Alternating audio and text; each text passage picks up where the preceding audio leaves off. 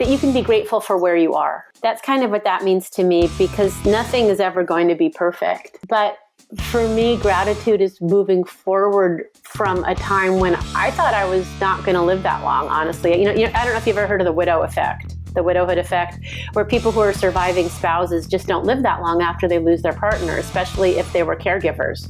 They're stressed and they don't come out of it. And so for me, it's moving past that. I mean, I once had, when I was dating years ago, I had this terrible breakup. And I don't want to go into it, but it was so awful. And when I thought, well, okay, but this isn't as bad as having your husband die of cancer. This is a man who turned out to be not a good person, profoundly disappointing. This was embarrassing, but you're fine. I mean, your life, you're fine. Everything's still there. Your house is there. Your health is there. So to me, it's moving forward from a really hard part. And curiosity to me is being positive maybe when things aren't what you want. Welcome, Debbie Weiss, to our show today. Debbie, how are you today? I'm good. Thank you, Matt. Good. Why do you say that? What is good for you today? What does that mean for you in your place you're in your life right now? Well, after my loss, and that's what I'm probably going to be talking about, I'm very happy that I'm in a new home that I've lived in for a couple years. Nice. And that I have a second love in my life. And that it's just a gorgeous sunny day here in Benicia, California. I just love living here. Nice. Well, thank you for bringing out the smile and sharing that. And on the heels of that, I'd like to take us to the challenges and love to dive into what was something earlier in your life that was incredibly challenging for you, Debbie. Well, I've probably had, by most people's standards, two big challenges in my life. The first was in 1973 when I lost my mom. I was 10 years old, and she got a brief illness and died, and that seemed to a 10-year-old extremely mysterious. So I grew up kind of knowing that anyone we love can vanish at any time. And then my second challenge came in 2013 when my husband died of cancer, and I was almost 50 then, and kind of couldn't believe this was happening a second time, Yeah. I felt like, gee, this had sort of already happened, Does widowhood run in my family? My dad was widowed at 42. Now I'm widowed at 49. That seemed a little surprising to me. Yeah, just diving right in, two major challenges of people that we love. And I wonder at that point at 10, it's mysterious, as you say. So it's not completely, don't completely comprehend it. But what we do know is that your dad was there. And I wonder how that great loss and challenge, how that impacted you and your dad's relationship. And if you could take us forward a little bit, what was that like for the next period of time, you and your dad? Well, at first it was really hard. This was 1973, and men really didn't do domestic stuff. That wasn't something men did. My dad's a scientist. He's actually a nuclear physicist. He had his career, and it involved getting up in the morning pretty late, going to work, coming home in the evening. At that point, I was fed and put away. Mom would feed him his drink. I would say hello. And, we'd hang out a little on the weekends. We'd go to the planetarium or something. But he wasn't very involved in all that. And then suddenly he's got a 10-year-old daughter, a cat, and a suburban ranch house. We were in Northern California. And we really had to figure out how to live together and how to make that work and how to kind of be a unit. We didn't, get a housekeeper. We got some after school care for me, but, we kind of did a lot of things ourselves. But what was amazing is my dad is an amazing parent. He rallied, he got into meditation, he learned how to deal with a 10-year-old when I used to say that the words patient physicist were an oxymoron, that those words did not go together. But he learned, and by my teens, we were very close. I'm an only child. And, we had dinner parties together, and we grew up together, and we hung out together, and I feel like I had a pretty great childhood. What's that like having a dad as you say a nuclear physicist? I'm thinking, wow, your dad is literally a rocket scientist. Yep. So what is that like? Because it sounds like your dad's Albert Einstein. What's it Well, like growing up with a scientist? it's very interesting. I can't speak for all scientists, but my dad is nocturnal, given a choice. So the house is very quiet in the morning. I think he did his best physics in the evenings. Or maybe like from midnight to 4 a.m. and then he'd go to sleep. Wow. He's super, super smart. Um, it's really interesting to grow up with somebody who has that breadth of knowledge. When you're a kid and you ask, why is the sky blue? You get a real answer. Or what does this word mean? It's use a dictionary, but then we talk about it for a while. Getting help on my math homework was really interesting because I'd get told how to do the answer 10 different ways. I had to explain that I was really just trying to get to the end of it. He was an astonishing cook because he understood chemistry. um, Wow. it was just a really interesting way to grow up. We had lots of really smart people over for dinner and lots of scientists. And I would talk to them. I don't think I realized how ridiculous I probably sounded. But That's it excellent. was a really interesting childhood. Well, I love the way that throughout every part of since the moment that our eyes connected. You've had a smile. You've had this way about you, and it feels like even talking about your dad that there's a lot baked into that. A lot of that might come from him.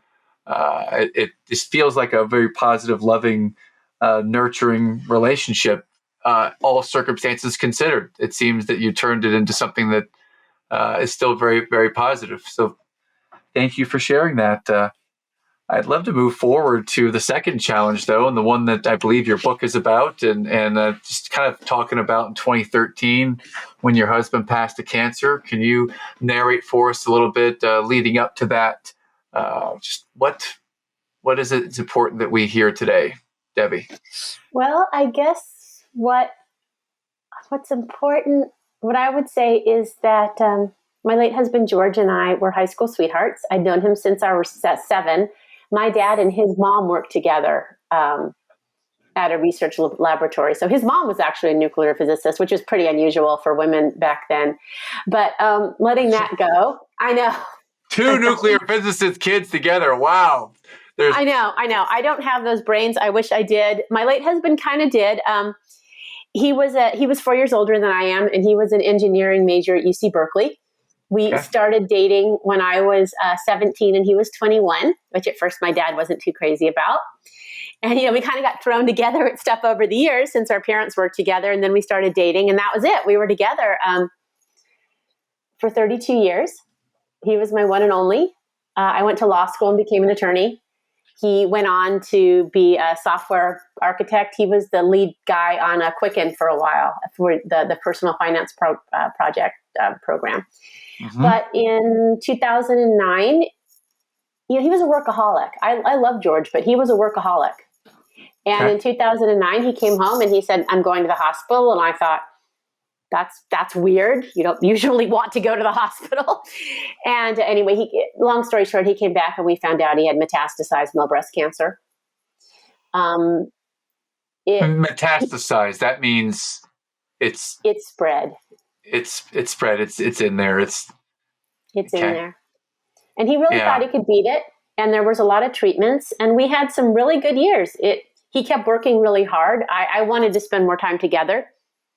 He really wanted to keep working, but we spent time together, and we were fine until for about, I don't know, about 3 years or something, until the fall of 2012, and the cancer started to win. And that was very ugly. George had always been very protective of me. I'm probably unnecessarily so. But he kept his real condition from me, didn't let me talk to the doctors. And eventually he went into denial. I knew the cancer had spread to his brain. I didn't know that bad. But he didn't believe he was dying. He thought he was getting better. So he refused help.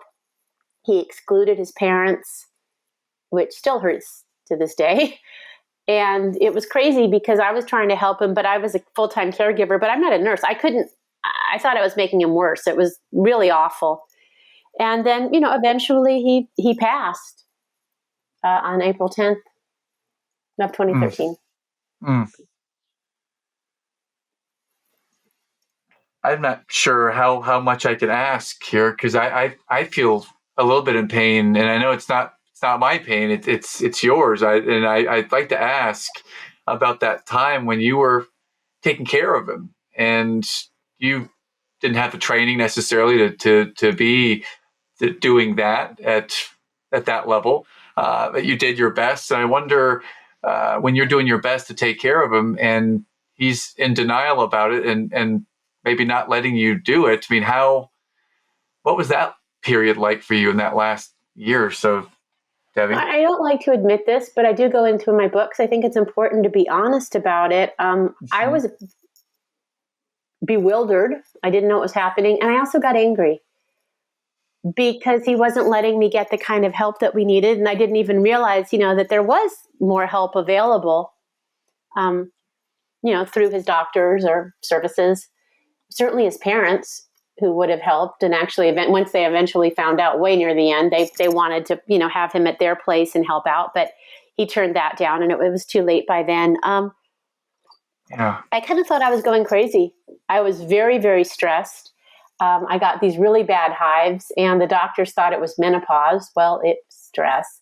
So I was on prednisone, which is like being on, I've never been on these, but it was like being amped up. It was like being on some weird drug, your heart's pounding. And I stayed on it for longer than I should have because I had to function. I had to do the grocery shopping. I couldn't have hives then. That wasn't happening.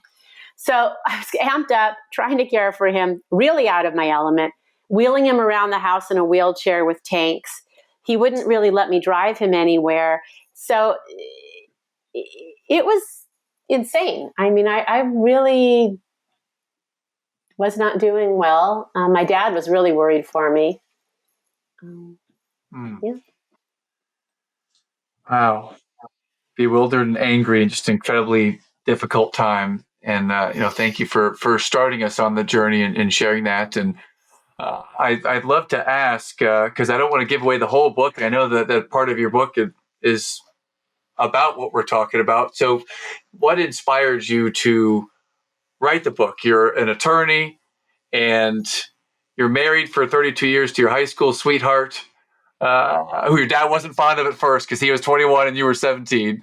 But this happened, and he passes away. So take us forward from that moment that when he passed. What was that like for the next period of time that you can recall? Well, they're kind of different periods of time. I mean, it's 10 years ago, so I have a lot of perspective now. At first, I kind of split into two people. During the day, you would have thought I was so organized. I handled, I went into my lawyer mode. I handled the paperwork, the estate work. I figured out the finances.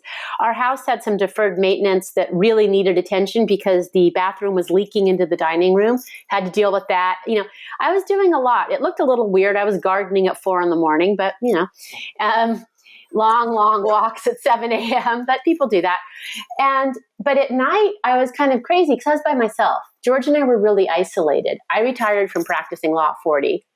Okay. We didn't have close friends, really. He was, his engineering people, I don't know what you call them, colleagues were kind of enough for him. I didn't have a lot of close friends. I had, a few friends like from the gym or from, I'd have lunch occasionally with someone I'd worked with, but nobody really close. Nobody you call when someone's dead and you're like, what am I going to do?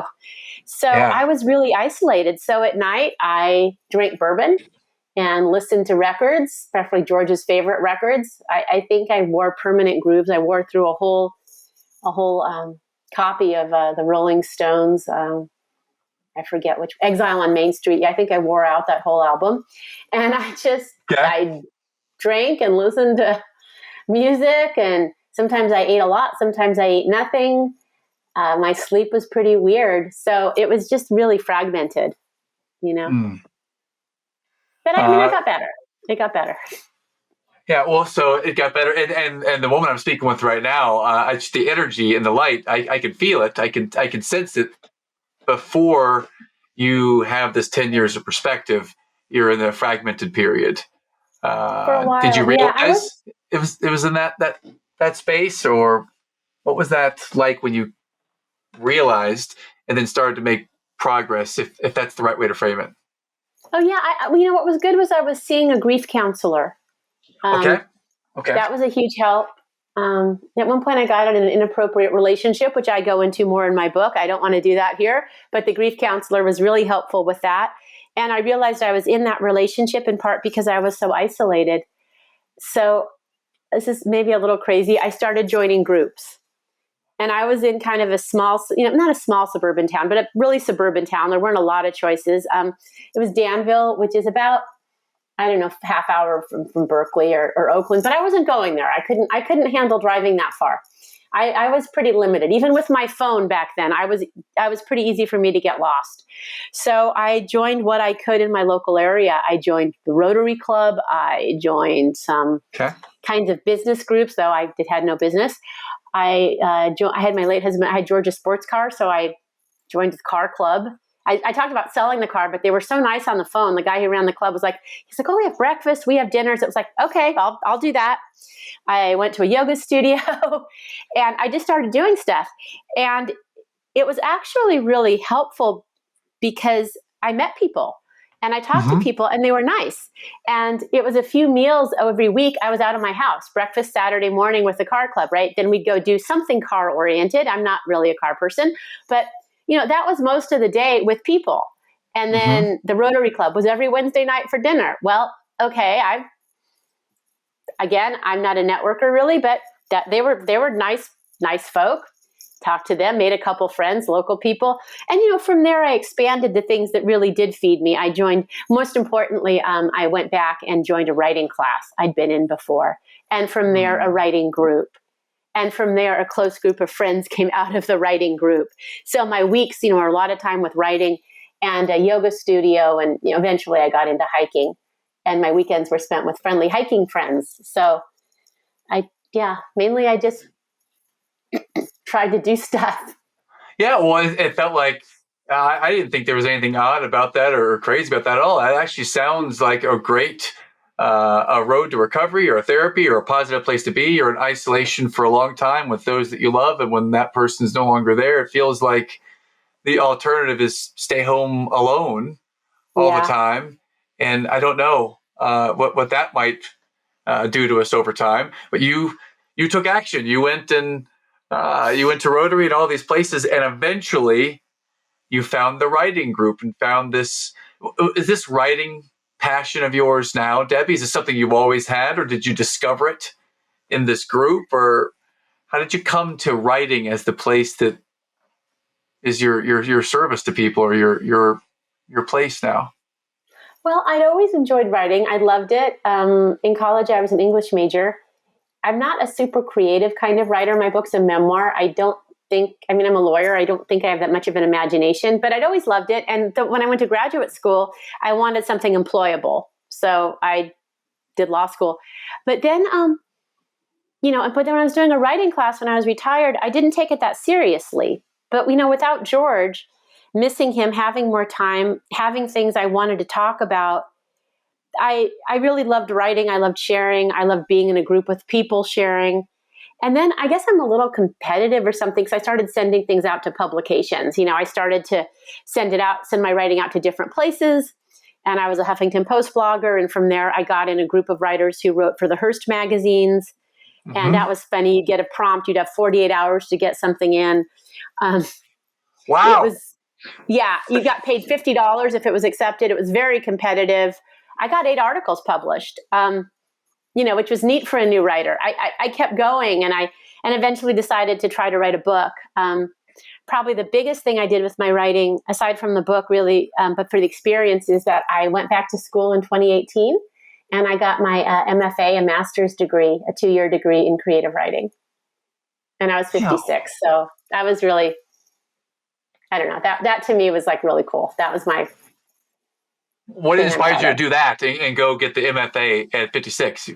Why that? I was writing my book, Matt, and it wasn't that good. I mean, I was having trouble with structure, Okay. and writing is lonely, right? You're sitting there, you're lonely. I mean, I don't know if you've ever done this where you pour over the same page or the same thing a bazillion times and you're like, you start to lose your perspective. And I'd never tried to write anything longer than, say, a 2,000 word essay. So I decided to do something immersive and be with other writers and do something where they pick your work apart Okay. and just do this in a group where I would feel some impetus to move forward and pressure. This was that, I had to present stuff. To be in an immersive group and hopefully improve from being in that group of people. Yeah, so you started to write. You wrote the articles. You could do 2,000 or less, and I don't want to say easily because it doesn't sound easy, a 48-hour deadline. But you seem like the type of person that once you get locked in the zone, you can just go and get it done. If I have to, yeah. I'm not. It takes me a while to get there. It was easier when I was 25 and trying to pass the bar. But at this point, if I have to do so, I can do it. Yeah. Like during my degree ended during COVID, and my professor said I was one of the few people who could kind of keep up with the deadlines then, and it was because I'm a grown up. I've done this. So yeah, if I need to get something done, yep. Yeah, when you were going through the MFA, how open were you or receptive to any criticism, feedback, direction as you were learning the structure? How do you take that feedback? With gratitude for the most part.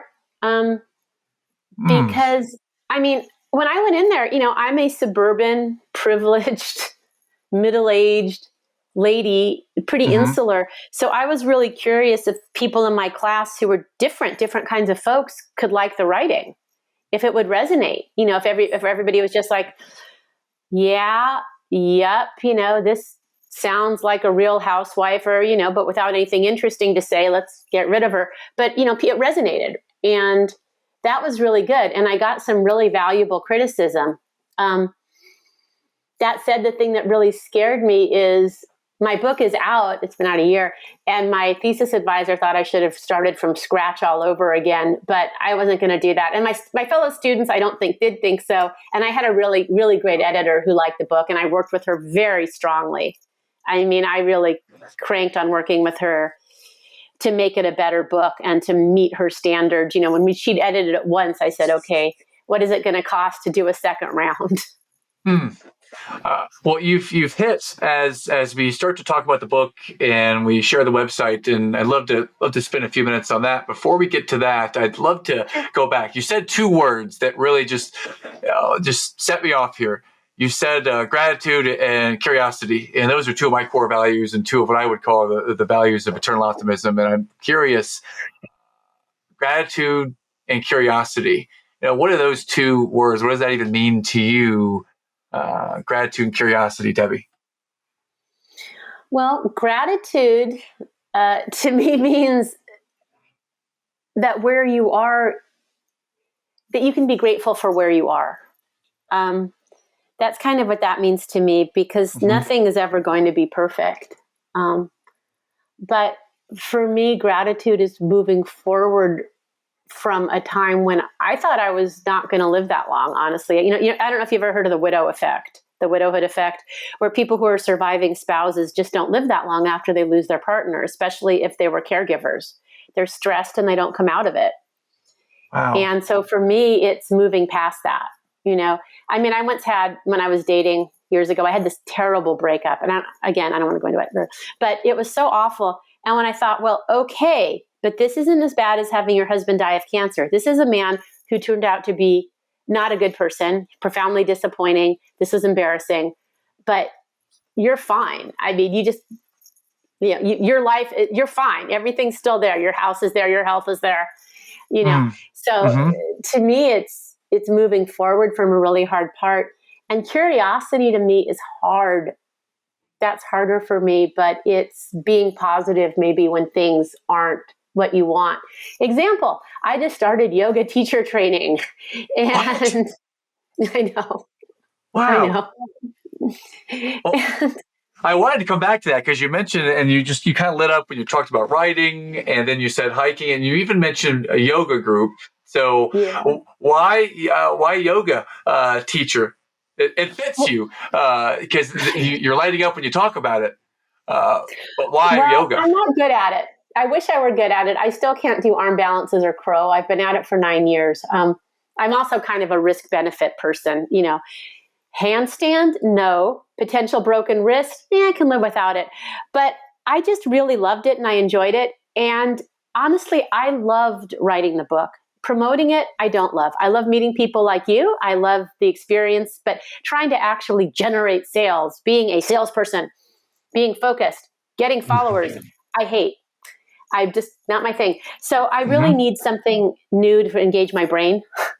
I need something completely different, something that's devoid of social media, just for me. But I'm not good at it, and I kind of was freaking out in class. And I just have to tell myself, if you can be curious, don't be miserable, don't be shocked, grateful that you have this opportunity, curious about what this experience is, you will do better. You don't have to be good. I was kind of raised, kind of always had the idea you had to be good. You had to be able to be in the top of the class or something, which I wasn't. Mm-hmm. But, so just trying to take away the measurable achievement and look at more at the experience.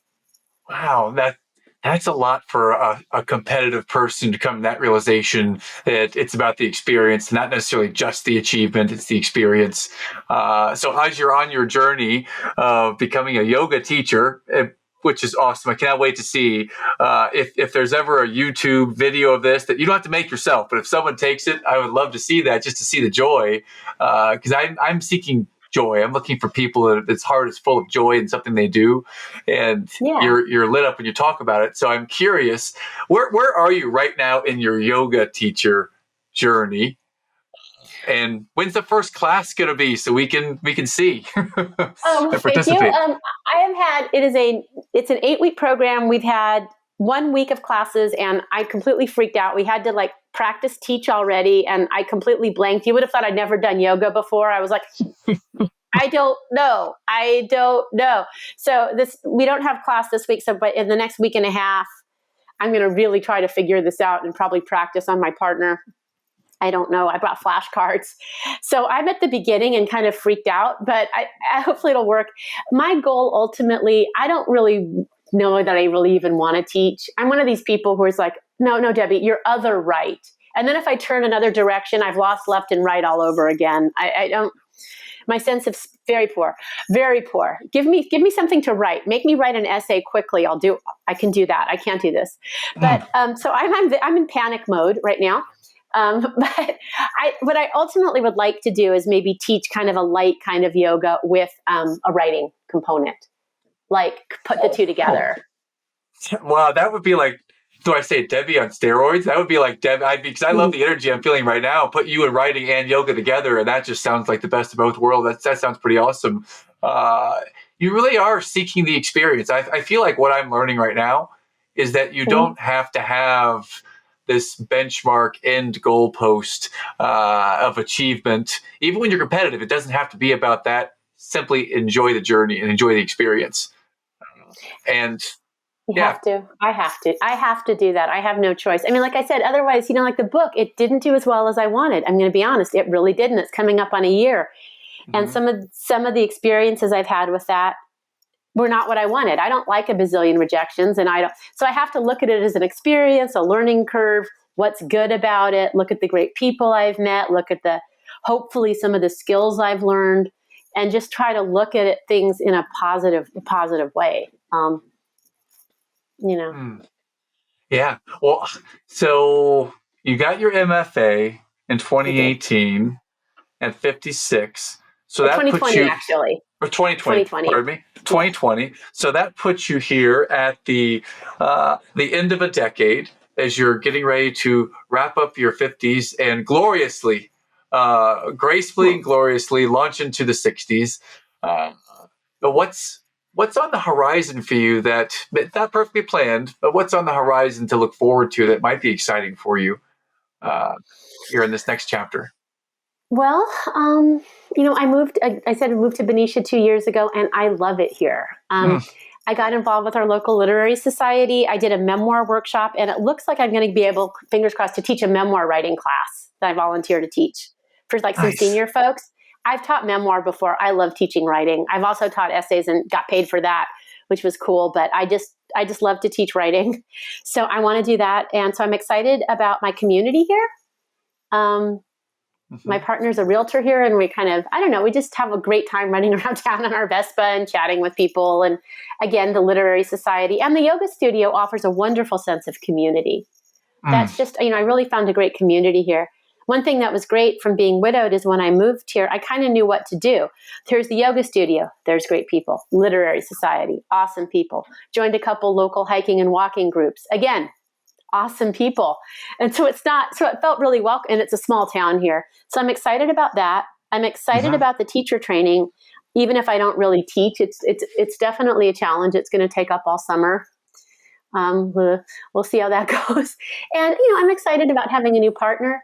I'm not real goal oriented these days. So I tend to look more in terms of, am I living in a way that I like? And we're fixing up our house. It's been 2 years, but it takes a long time.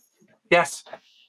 I feel a couple of patterns emerging. One is that you've kind of re-immersed yourself, or maybe for the first time really immersed yourself into this whole community concept, as opposed to tight-knit, family unit of two, to now community. And there's an energy about you that I'm falling in love with as you're sharing. Just that there's such a joy in the energy, and it's not pointed towards I have a goal to do this.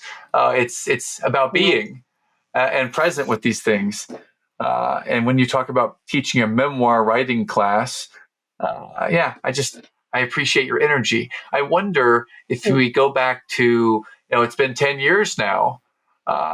Is there a different perspective 10 years later that you might be able to tease out and hint for us? I'm sure some of it's in the book. What is it that might be able to you can share now, 10 years after your husband's passing? Oh, thank you. Yeah, the book really actually ends, and the time frame's compressed. It ends more like 3 or 4 years after. It was more when I was just kind of trying to figure out how to live on my own. 10 years after his passing, I learned a lot of lessons that I think apply to me. I think they might be helpful for other people. I don't know. One of the things that I learned, I wished I'd been more gentle with myself. I always felt I wasn't doing enough. I wasn't changing enough. It's fun when you're a widow and you seem okay on the surface because people give you all this cruddy advice. Join an ashram. Why aren't you dating? You have your whole life ahead of you at a time when it's really not what you need to hear. And I don't make drastic changes. So I would say be very gentle with yourself, for sure. Secondly, to follow your passions. I actually write about this stuff. I have stuff in Next Avenue, and I had something in Huffington Post about 10 years after. Follow your passions.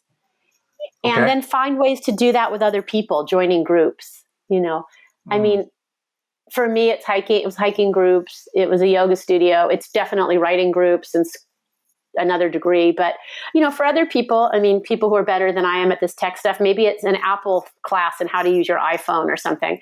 But joining, getting out and just being with some other folks. There's senior centers. We have a wonderful one here in Benicia. That type of thing. So figuring out kind of how to do the things you like with other people. And another piece of advice is I started dating 14 months after my loss. And I would say wait until you're your whole self. Figure out how to live on your own and feel more like a complete person before you date, because it's pretty nasty out there. It can be. I don't want to be too negative or turn people off, but you need to be pretty strong to do that. And I went in too soon.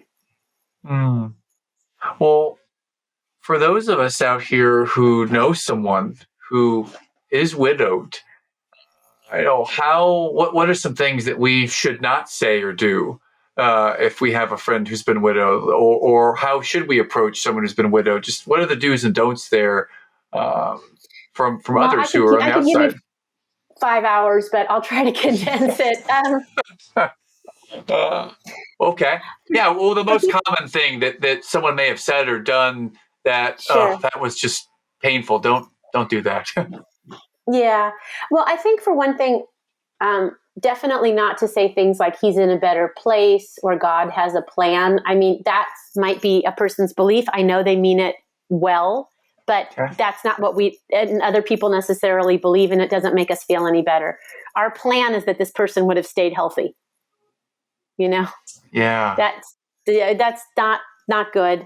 Other things are, are you dating yet? Are you moving forward? I think people in our society tend to treat grief as an illness, like something we should get over real quickly and move on. Yeah. And that's not how it works. Like, we integrate the loss. I mean, George is still a part of me. I talk about him all the time. And I think that's fine. And so I wish that we kind of understood that for widowed folk or grievers in general, we incorporate the people we've lost into our lives. Ask about them. What's a good memory? What do you want to know? Another thing for widowed people is people are uncomfortable. Some of George's closest friends didn't contact me when he died, and I was shocked. And later I found out they were uncomfortable. They didn't know what to say. And don't ignore your widowed friends. Believe it or not, obviously we notice. So best, reach out and just even offer something small. Offer a walk, a cup of coffee, a chat, a good memory. If you can't offer anything else, a good memory, nothing bad. One old friend we've since reconciled said, yeah, he was kind of holding you back. You have a chance for a new life. And I thought that was not useful. Yeah. Right? Yeah, right? That hurts a little bit. Yeah. Yeah, if you have something bad to say of the person who died, please do not. They are not going to learn from it at this point. We're done. I mean, yes. And the thing that does help is offering positive memories. One thing that helped me was, George's colleagues who I worked with, who he worked with, they wrote me some letters with really great memories of him and tributes to him. And they had like a Facebook tribute page. It was really beautiful. I mean, I was devastated, but that made me feel great to know that he'd impacted some lives, and they had a beautiful memorial for him. So I would say, for your widowed friend, just reach out, offer something modest, not what can I do? Because we don't know what to ask for. It's like, you're not going to say, paint my house or but would you like to get coffee or let's go for a walk? The most helpful thing was a few folks who said, oh, you like to walk. Let's walk together. Let's do it next week. I have a friend who's kind of lonely, and I'll say, let's walk. If I'm worried about a friend, my thing is like, I walk. Let's walk. So it's really simple. It doesn't take planning. It doesn't take much organization.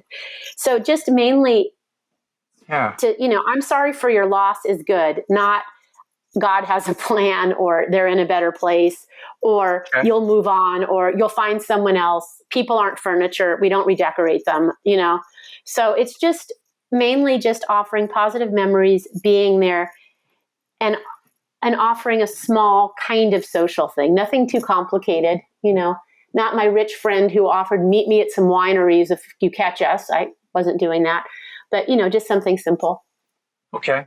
I think that a frame that's different that I feel right now is maybe the equivalent in a different group is when people get together, they've been dating for a few years, when are you going to get married? Or if someone gets married, hey, when are you having kids? Or when someone passes, when are you going to date again? It seems, now that we're talking about it, seems not the right thing to say, and yet people don't think about it, and they just start saying it.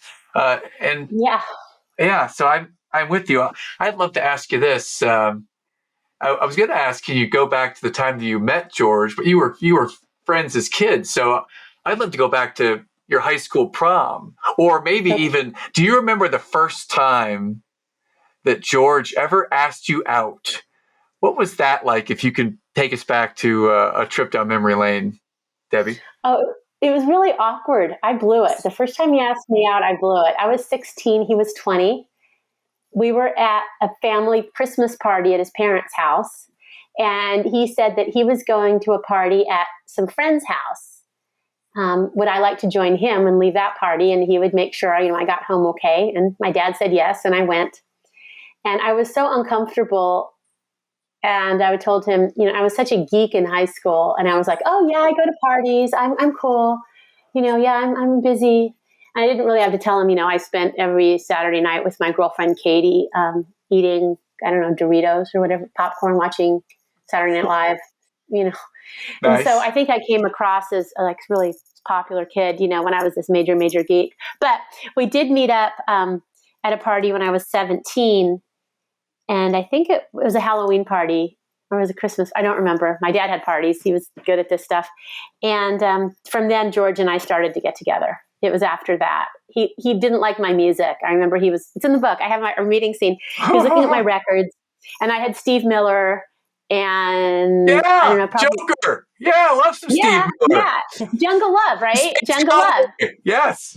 Yes. And I had and I think a little bit of Led Zeppelin, and I had, I'm a chick, Joni Mitchell, probably some Joan Baez, Seals and Crofts, right? Super And cool. and George was like, "Oh, wow, do you know about the Ramones? Gabba Gabba Hey." And I'm like, no. He's like, "Okay, well, how about the Sex Pistols?" I'm like, I don't think my dad wants to hear those words, How about, Blondie? Oh, well, that sounded interesting. I mean, and then finally he said, "Okay, you're ignorant." And he's like, "Have you ever been to like Mabui Gardens? That was a punk club in the city." No, I didn't do that. And so he started to bring me tapes of his cassette tapes we had back then of his albums.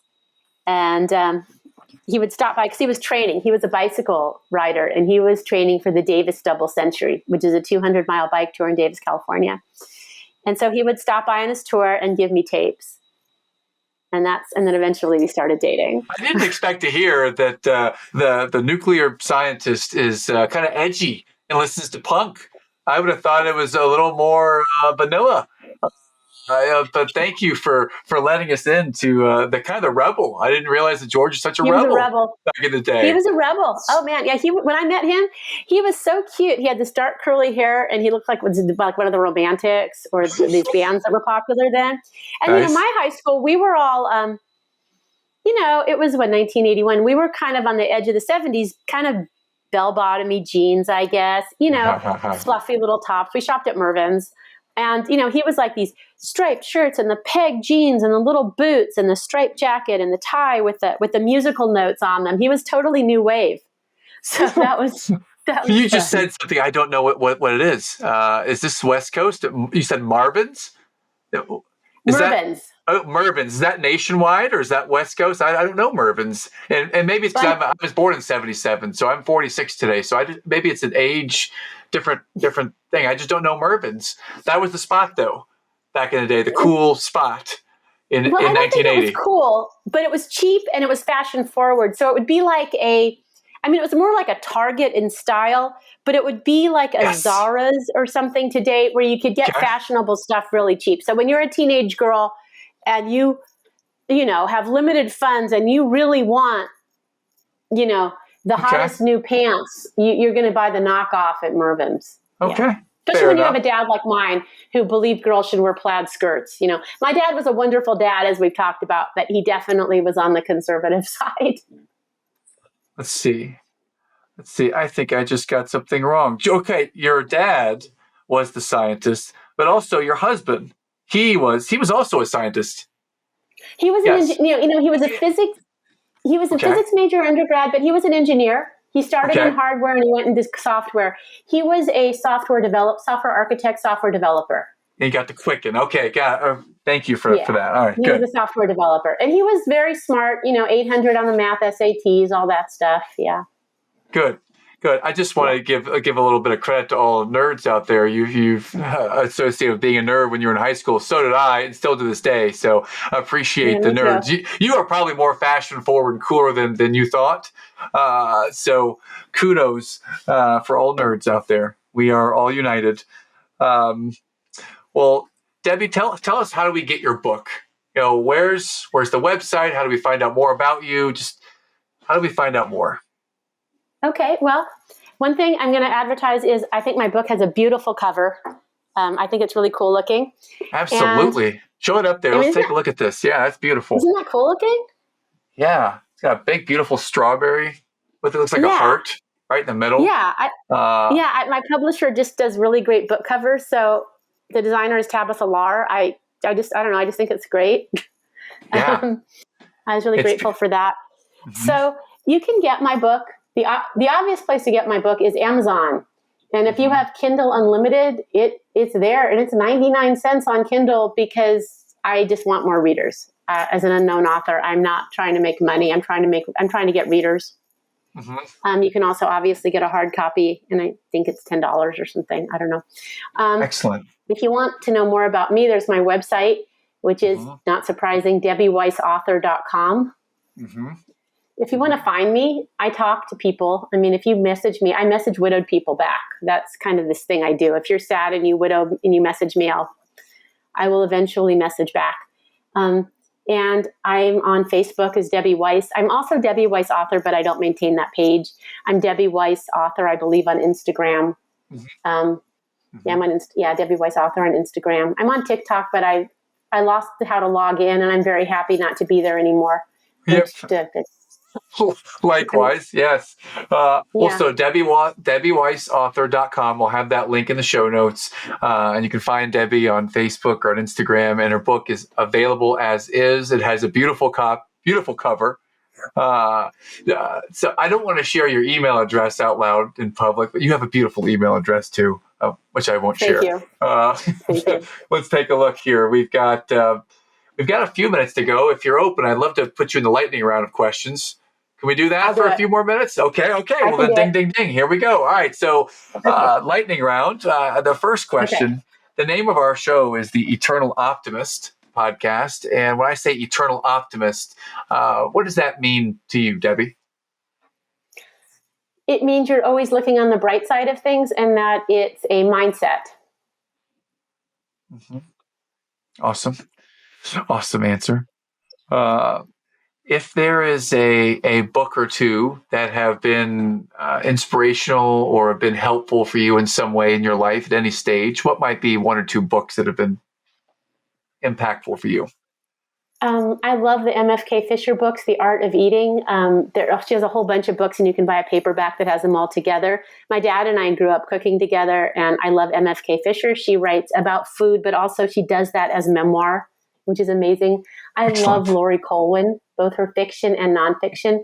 Home Cooking is her cookbook, but other books, I'm going to blank on them. So this is a lightning round. So MFK Fisher, Lori Colwin, and Showing the Geek I Am. I like reading. I've enjoyed reading a lot of Joseph Campbell. Oh, of course. Oh, man. Kindred Spirits. Another Joseph Campbell fan. Good. Yeah, major Joseph Campbell fan. Start with The Hero's Journey. Excellent. Well, you've mentioned two cookbooks. Is there a Debbie Weiss, like a special recipe, like your go-to signature Debbie dish? Ironically, I do not cook. My dad cooked, George cooked, my current partner barbecues. I believe that men cook. Fair. Well, is there a favorite dish you like to eat that your partner cooks or your dad cooked? Lately, I'm so boring these days. Probably barbecued chicken and corn at home. We just make these simple dinners, and I just love it. Nice. I just love having, in our new home, it's just so lovely to be outside on the deck. There's water. It's just, I'm happy with my barbecue chicken. Excellent. Nothing boring about that at all. It's nothing like being present to the things that give you energy that you love. So thank you. Last question. If there is some inspirational music to you, you've mentioned a number of bands from earlier on when you had, even back in the record days, you mentioned the Rolling Stones. Is there a favorite that inspires you, that just fills your cup? I have a bunch. Joni Mitchell, Horton Spark, definitely Traffic. I love Traffic. Badfinger. You can tell late 70s stuff. My partner's really into the Guess Who. Lately, I've been enjoying that. I listen to stuff on vinyl. So for me, what's kind of inspiring is to hear something on vinyl. Ooh. Nice. A purist. Listen on vinyl. Awesome. Well, Debbie, it's been a real pleasure getting to know you and hearing part of your story. And I encourage all of our listeners to go and check out Debbie's book, Available As Is. And I feel we could chat for a long time. And I love the way that you can see a subject, hone in on it, and just go deep. into it. I feel that I love that lawyer part of you, and then there's an energy about that. So just, it's been a real joy. So thank you for being with us today, Debbie. We much appreciate you. Love you. Thank you. Oh, thank you, Matt. I love this. Thank you. This was just really, really lovely. I really enjoyed this.